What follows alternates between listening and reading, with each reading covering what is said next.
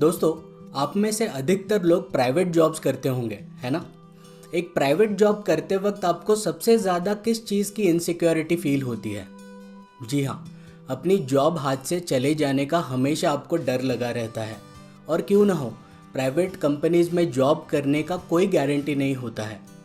2022 की अगर हम बात करें और सिर्फ टेक सेक्टर को अगर हम देखें तो 1.5 लाख से ज़्यादा लोगों ने अपने जॉब्स अभी तक गंवा चुके हैं। और सिर्फ जनवरी 2023 की अगर हम बात करें तो 69,000 लोग अभी तक अपने जॉब से हाथ धो बैठे हैं। सबसे ज़्यादा सरप्राइजिंग बात तो ये है कि ये जितने भी लोगों ने अपने जॉब्स गंवाए हैं उनमें से सिर्फ 10% लोग हैं जिनको नई जॉब मिल पाई है। दोस्तों, इस डिफ़िकल्ट सिचुएशन से कैसे आप डील कर सकते हो, किस तरीके से आपको ये सिचुएशन को देखना चाहिए, अगर आपका ले ऑफ हो चुका है तो आपको क्या करना चाहिए, और अगर आपको डर भी लग रहा है तो उस सिचुएशन में भी प्रिवेंटिव मेजर्स आपने क्या क्या लेने चाहिए, इसके बारे में ये वीडियो में लेकर आया हूँ। दोस्तों, अगर हमारे चैनल का कंटेंट आपको अच्छा लगता है पर अभी तक आपने चैनल को सब्सक्राइब नहीं किया हो तो तुरंत सब्सक्राइब बटन पर क्लिक कर दीजिए और बेल आइकन को भी दबा दीजिए ताकि आपको हमारे सारे वीडियो अपडेट्स मिलते रहे। We are firing you, we are sacking employees, we are downsizing, we have to face this situation and have to do layoffs. ये कुछ पोलाइट वर्ड्स हैं ये बताने का कि आप अपनी नौकरी गंवा चुके हैं, आपके हाथ में आपकी नौकरी अभी नहीं है।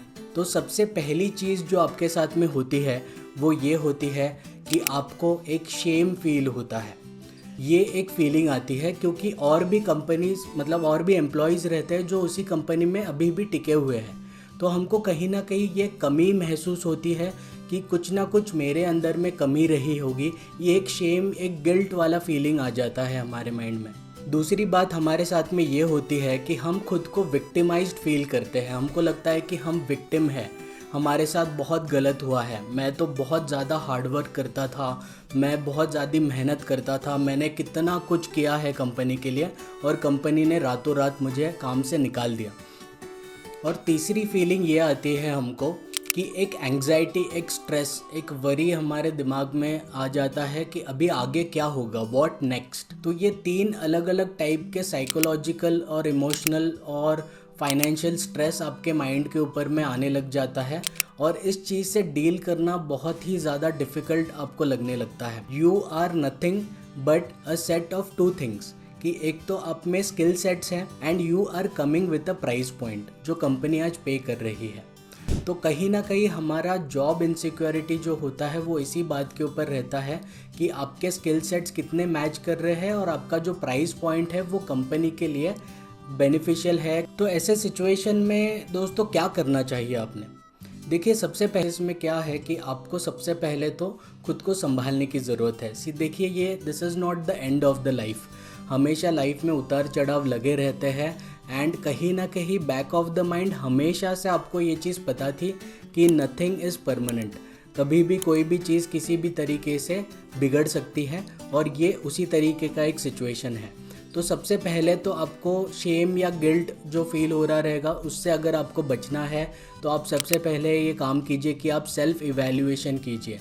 You go back to the work that you have done. आपने जिस तरीके के काम आप कर चुके हैं, आप अपने रिपोर्ट्स देखिए, अपना काम देखिए, किस तरीके का ट्रैक रिकॉर्ड आपका रह चुका है वो देखिए। इससे आपको एक मोटिवेशन मिलेगा कि आपने कितनी मेहनत की। दूसरी बात, आप अपने कलीग्स के पास जाइए, उनसे बात कीजिए, उनसे अपना मन हल्का कीजिए, उनसे अपनी बातें शेयर कीजिए, उनसे फीडबैक लीजिए कि आप किस तरीके के एम्प्लॉय थे। उससे आपको काफ़ी मोटिवेशन मिलेगा और काफ़ी सहारा मिलेगा। आपको करना क्या है? अभी देखो, सबसे पहली बात तो ये है कि आपको नए जॉब के लिए आपको हंट करना स्टार्ट करना पड़ेगा इमीडिएटली। तो सबसे पहले तो आप अपना CV पॉलिश कीजिए। इस बात को मुझे ज़्यादा इलेबरेट करने की ज़रूरत नहीं है क्योंकि ये डेफिनेटली सबसे पहला काम होना चाहिए जो आपको करना चाहिए। दिस इज़ अ टाइम जहाँ पर आपको कई ज़्यादा ऐसा वक्त मिल जाता है जहाँ पर यू कैन इंट्रोस्पेक्ट। आप एक बार खुद के अंदर में झांक करके देखिए कि आपके अंदर में कौन से ऐसे स्किल सेट्स है जिसको पॉलिशिंग की ज़रूरत है, जिसको नए तरीके से डेवलप करने की ज़रूरत है, न्यू न्यू स्किल सेट सीखिए।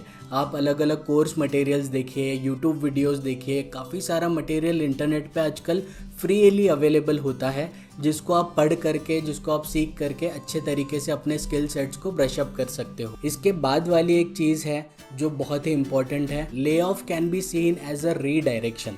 रीडायरेक्शन अभी किस तरीके से, फॉर एग्जाम्पल आप सोचिए कि आप एक पर्टिकुलर प्रोफाइल से जुड़े हुए हो, आपने कई सालों तक उसी प्रोफाइल में काम किया है। आपको ये टाइम यूज़ करना चाहिए ये सोचने के लिए कि क्या आप अपने जॉब लाइफ में सेटिस्फाइड ट्रूली थे या नहीं थे। क्या आपका जो प्रोफाइल है, क्या आपको लग रहा है कि आपको कुछ चेंज करना चाहिए उस प्रोफाइल में, कुछ नए प्रोफाइल्स आपको एक्सप्लोर करने चाहिए, कोई नए टाइप के जॉब्स आपको एक्सप्लोर करने चाहिए। तो मे बी ये जो ले ऑफ है ये आपके लिए एक टर्निंग पॉइंट साबित हो सकता है कि आपने एक पर्टिकुलर फील्ड से आप बिलोंग करते थे, लेकिन आपको एक्चुअल में जहाँ जाना था, या फिर समझो कि आपको अगर बिजनेस करना था या फिर कुछ नया फील्ड एक्सपर्ट या फिर नया कोई आपको जॉब अलग तरीके का करना था, वो आपको बहुत ही ब्यूटीफुल लगने लगेगा और ये एक टर्निंग पॉइंट बन जाएगा आपके लिए। अब दोस्तों, ये जब आप एक्सरसाइज कर रहे हो ना कि आप जॉब सर्च कर रहे हो, आप स्किल सेट्स अपने सुधार रहे हो, आप कुछ नया डायरेक्शन में कुछ नए टाइप के प्रोफाइल्स आप देख रहे हो, always keep a habit of writing. आपको बस एक बुक और एक पेन लेना है और जो भी आपके माइंड में चल रहा है, मतलब समझिए कि आपका जॉब जस्ट चला गया है, कुछ ही दिन हुए हैं, आपको बहुत ज़्यादा इमोशनल टर्मोइल हो रहा है, तो वो इमोशंस को आप अपने पेपर पे लिखिए। एंड लिखते लिखते आपके जो भी आइडियाज़ फ्लो होंगे ना, वो जब पेपर पे आपको दिखेगा तो एक तरीके से आपका माइंड एकदम क्लियर हो जाएगा कि आपको एग्जैक्टली चाहिए क्या लाइफ में, आपको करियर को किस डायरेक्शन में मोड़ना है, ये आपको क्लियर उसमें से पता चलेगा। सो ऑलवेज रिमेंबर कि ऐसे लोगों का साथ आप लीजिए जो आपको मोटिवेट करें। ये टाइम में अच्छे फ्रेंड्स आप चुनिए, अच्छे मेंटर्स चुनिए, अपने सीनियर से बात कीजिए, आपको ये लोग डेफिनेटली बहुत ज़्यादा हेल्प करेंगे आगे बढ़ने के लिए। और एक इम्पॉर्टेंट चीज़ आपको बताना चाहता हूँ विद एन एग्जाम्पल, कि भगवद गीता में भी लिखा हुआ है कि आपको डिसीजन अपने लाइफ में जो इम्पोर्टेंट डिसीजंस होते हैं वो तभी लेने चाहिए जब आपका माइंड स्टेबल हो। अभी सोचिए कि आपकी जॉब इमीडिएटली चली गई है, बहुत सारे ऐसे अपॉर्चुनिटीज़ आएंगे जहाँ पर इंटरव्यूज़ आप दे रहे होंगे, रेगुलर बेसिस पे बहुत सारे लोग बुला रहे होंगे। इसके अंदर में ना आपका माइंड अगर स्टेबल नहीं है, आप इमोशनली बहुत ज़्यादा ड्रिवन हो, इमोशनली बहुत ज़्यादा हर्ट हो कि आपको जॉब से निकाल दिया गया है, ऐसे टाइम पे क्या हो सकता है ना कि when you are running your mind and the fuel is your emotions, तो आप गलत डिसीजंस ले सकते हो। अभी हम लोग बात करते हैं अबाउट प्रिवेंटिव मेजर्स, कि समझो कि आप ऐसे व्यक्ति हो जिसका जॉब जा चुका है और बहुत मुश्किल से आपने अभी नया जॉब एक्वायर किया है, नया डायरेक्शन आपको मिला है, लेकिन आपके माइंड में अभी एक डर बैठा हुआ है कि मेरा जॉब अगर चला जाता है तो क्या। ये एक बहुत कॉमन फिनोमेना है और ये एक साइकोलॉजिकल बैरियर भी बन जाता है कि आप लाइफ में आगे अच्छे तरीके से बढ़ नहीं पाते हो या फिर जॉब अच्छे तरीके से कर नहीं पाते हो। तो ऐसे सिचुएशन में आपको क्या करना चाहिए? देखिए, सबसे पहला पॉइंट तो ये है कि आपको ये चीज़ समझनी बहुत ज़रूरी है। ये चीज़ आपके माइंड के अंदर में आप सिंक इन कर लीजिए कि nothing is permanent. Even Bhagavad Gita, Arthashastra और ऐसे बहुत सारे हमारे ग्रंथ हैं जो ऑलरेडी ये बात को हमें बार बार दोहरा कर समझाते हैं कि nothing is permanent in this life, everything will change. तो आपको ये चीज़ आपके माइंड के अंदर में भर देनी है अच्छे तरीके से कि you have to be prepared. आपको किसी भी तरीके से खुद को प्रिपेयर्ड रखना है। बहुत बड़े बड़े जायंट कंपनीज़ हैं जिनको देख करके हम लोग एस्पिरेशंस लेते हैं कि अरे मैं ये कंपनी में काम करता हूँ, लेकिन वो कंपनीज़ भी खुद डिक्लेयर कर करके आज ले ऑफ्स कर रहे हैं इन थाउजेंड्स ऑफ नंबर्स। तो आप समझ सकते हो कि देयर इज़ नथिंग परमानेंट। कोई भी ऐसी कंपनी नहीं जो आपको 100% जॉब सिक्योरिटी दे सकती है। तो you have to be prepared. Second चीज़ ये है, डू स्मार्ट इन्वेस्टमेंट्स। देखिए, अर्थशास्त्र में भी ये चीज़ मेंशन्ड है कि अगर अर्थ नहीं है, अर्थ इन द सेंस आपके पास पैसा नहीं है, you cannot go and find धर्म या फिर आप किसी बड़े अच्छे गोल को आप अचीव नहीं कर सकते हो। You cannot differentiate between what is right and what is wrong. Preventive measures में तीसरा चीज़ है नेटवर्किंग। आप जिस भी इंडस्ट्री से बिलोंग करते हो, उस इंडस्ट्री से रिलेटेड जितने भी स्टॉलवर्ड्स हैं, जितने भी अच्छे बड़े लोग हैं जो अच्छे पोजीशंस पर हैं, उनके साथ जान पहचान बढ़ाने की ओर ध्यान दीजिए। लिंक्डइन हो गया, बहुत सारे ऐसे साइट्स हो गए, बहुत सारे ऐसे इवेंट्स होते हैं, सेमिनार्स होते हैं, समिट्स होते हैं, जहाँ पर आप जा कर के नेटवर्किंग कर सकते हो, लोगों से जान पहचान बढ़ा सकते हो।